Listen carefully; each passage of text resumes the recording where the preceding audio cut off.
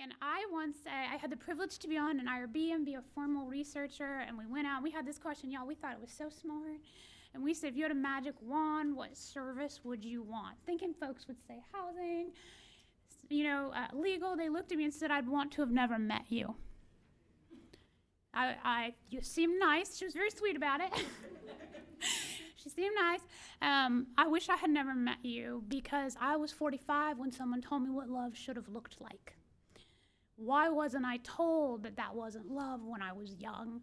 And so I think we have to stop thinking that prevention's like a bonus or an add-on, because the biggest thing is that you never met me. It's the biggest intervention we could ever invest in is a future, right? Like, it's great to work you out of business. Even better to never even talk about it, because we've created these communities free from violence.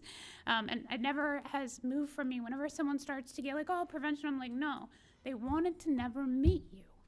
That's the answer to what we're doing. A big part of how we do that is funding, right? A lot of folks spoke about it. I know Melina will, but it's pretty imperative that we not only focus on keeping level funding for things like the Violence Against Women Act, Family Violence Prevention Services Act, but that we increase our Victims of Crime Act funds. Many of our states, like Texas, have stood in the gap. They have put almost $500 million over 6 years in Texas into funding the gap, but it will not sustain as the economy holds. So we need to make sure that those funds rise up. We also need to make sure that we give flexibility on those funds, right?